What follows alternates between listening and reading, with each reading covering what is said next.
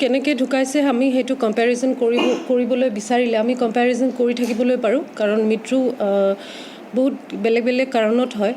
আৰু বহুত একে কাৰণতো হয় so' we do not want to compare anyone's death with এনি ওৱান else's death that is not a question আমাৰ কুৱেশ্যন হৈছে আমি ইনভেষ্টিগেশ্যন কি কৰি আছোঁ কেনেকৈ কৰি আছোঁ আৰু আমি ক্ৰিমিনেলক ধৰিবলৈ সক্ষম হৈছোঁ নাই আৰু তাৰ মাজতে কেতিয়াবা কিবা এক্সিডেণ্ট হৈ গৈছে but what is important is what we are getting from the investigation আমি মূল অভিযুক্তসকলক আমি এৰেষ্ট কৰিব পাৰিছোঁ নে নাই আচল মূল কথাবোৰ আমি ওলাব পাৰিছোঁ নাই date is more important in our investigation এতিয়ালৈকে একো পোৱা নাই তেওঁৰ লগত কিবা সম্পৰ্ক আছে বুলি এতিয়ালৈকে পোৱা নাই কিন্তু তেওঁ সেই কাণ্ডটোত ইনচিডেণ্টটোত থানা জ্বলোৱাৰ ইনচিডেণ্টটোত তেওঁ যে ইনভলভ আছে সেইটো ক্লিয়াৰ তেওঁলোক এতিয়াও পলাতক আমি এতিয়াও তেওঁলোকক বিচাৰি আছোঁ আৰু আমি খবৰ লৈ আছোঁ তেওঁলোক ক'ত আছে চ' শীঘ্ৰেই আমি তেওঁলোকক পাম আৰু তেওঁলোককো আমি এৰেষ্ট কৰিম এতিয়ালৈকে 10জন এৰেষ্ট হ'ল আৰু আছিকুল ইছলাম আছিলে 11 নম্বৰ তেওঁক খালি আমি সোধপোছ কৰিবলৈ পালোঁ এতিয়া বাকীখিনি থাকি গ'ল লিংক আমি ছাছপেক্ট কৰিছোঁ তেওঁলোকৰ লিংক আছে বুলি উইথ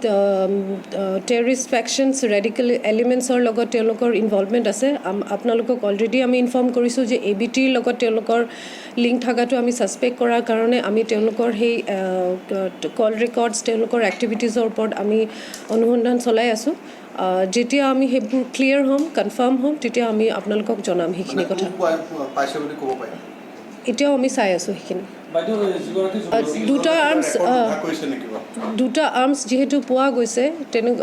তেওঁৰ ক্ৰিমিনেল বেকগ্ৰাউণ্ডটো ক্লিয়াৰলি ওলাই যায় যে আৰ্মছ আছে যিহেতু তেওঁ নিশ্চয় ক্ৰিমিনেল এক্টিভিটিজতে ইনভলভ আছে তেওঁ আমি ড্ৰাগছ ডকাইটি সেইখিনি সেই তেনেকুৱা কামত এক্সটৰ্শ্যনৰ কামতো থাকিব পাৰে আমি সেই গোটেইখিনি ইনভেষ্টিগেশ্যন চলাই আছোঁ আছিকুল ইছলামে higher secondary second year exam দিছিলে তাৰে কিবা যি পুৰণা কিবা কেছ কোনোবা থানাত ৰেজিষ্টাৰ হৈ আছে নেকি মই এক্সাম দিয়াৰ কথাটো গম নাপাওঁ তো এইখিনি কেছ আমি এতিয়াও ইনভেষ্টিগেট কৰি আছোঁ কাৰণ আপোনালোকে জানে বট'দ কেছত বহুতকেইটা আছামী ইনভলভমেণ্ট আছে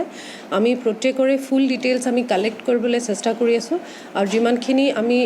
ডিটেইলছ কালেক্ট কৰি মানুহবোৰৰ লোকেশ্যন পোৱা গৈছে আমি তেওঁলোকক এৰেষ্ট কৰিছোঁ ইতিমধ্যে 10জন এৰেষ্ট হৈছে তাৰ মাজতে আমি বহুত মানুহক আমি ডিটেইন কৰি ইণ্টাৰগেশ্যনো কৰিলোঁ আৰু যোনকেইজনৰ ইনভলভমেণ্ট পোৱা নগ'ল তেওঁলোকক আমি ৰিলিজ কৰিছোঁ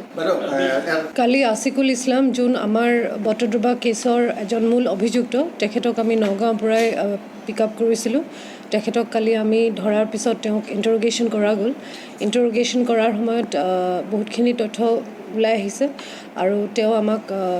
জনালে যে তেওঁৰ ঘৰত আৰ্মছ দুটা আছে বুলি তেওঁ এডমিট কৰিলে আমি তেওঁক সুধিছিলোঁ তেওঁ কি কাম কৰি থাকে তো সেই ইণ্টাৰগেশ্যন ষ্টেটমেণ্ট ৰেকৰ্ড কৰাৰ পাছত আমি তেওঁৰ ঘৰত চাৰ্চ কৰিবলৈ এটা পুলিচ টীম পঠাইছিলোঁ পুলিচ টীম ঘৰত চাৰ্চ কৰাৰ পিছত তেওঁৰ ঘৰতে দুটা পিষ্টল পোৱা গ'ল এটা 7.65 mm পিষ্টল আৰু এটা .22 পিষ্টল আৰু 7 ৰাউণ্ডছ লাইভ এমুনিশ্যন পোৱা গ'ল তেওঁৰ ঘৰৰ পৰা আৰু তাৰ লগতে আমি দেখিছিলোঁ যে আছিকুল ইছলাম যোনটো ভিডিঅ' ফুটেজত আপোনালোকে দেখা পাইছে বট'দ কেছত যে মানুহবিলাকক খুব ওচৰতে আছিলে জুই লগাই দিবলৈ থানাত আৰু সেইটো সময়ত এটা ৰঙা টি শ্বাৰ্ট পিন্ধি আছিলে সেই ৰঙা টি শ্বাৰ্টটো বিচৰা গৈছিলে আমি ৰঙা টি শ্বাৰ্ট এটাও জব্দ কৰিছোঁ তেওঁৰ ঘৰৰ পৰা আৰু সেইখিনি হোৱাৰ পাছত তেওঁক আমি ঘূৰাই লৈ আহিছিলোঁ ঘূৰাই লৈ আহোঁতে ৰাইডিঙিয়াত তেওঁ